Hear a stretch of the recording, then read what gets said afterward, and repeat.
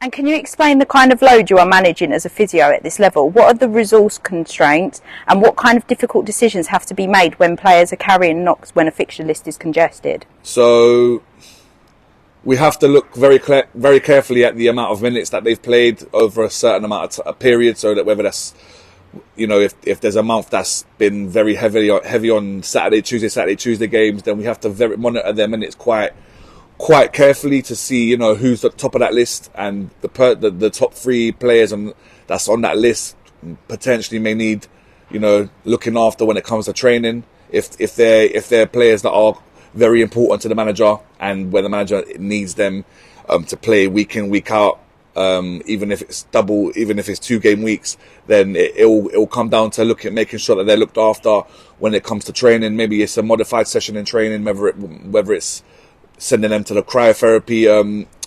clinic that we have available to them, whether it's sending them to the gym to do some mobility with our sports scientists. So it's, you know, if players do pick up little niggles and knocks, then we try to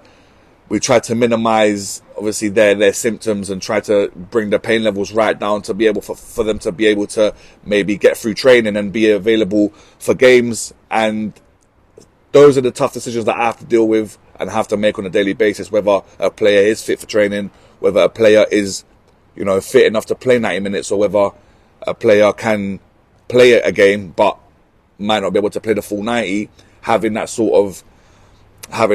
you know, being strict with looking after the players and telling the manager that, you know, this player can play a certain amount of minutes or he can't play a certain amount of minutes. So yeah, it's really important that we have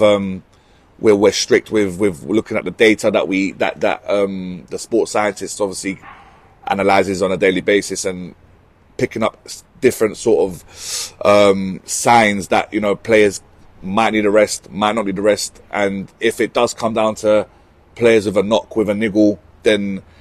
we're very fortunate to have TIC Health to send them to, in case of it, if we need a picture of a joint, if we need a picture of a muscle, whether it's an MRI, whether it's an ultrasound. We're very grateful to have that partnership with TIC Health, so we can get a picture and a clear image on what we're looking at, so we can know how to move forward effectively and safely to make sure that the player is available for the maximum amount of games and minutes in a season.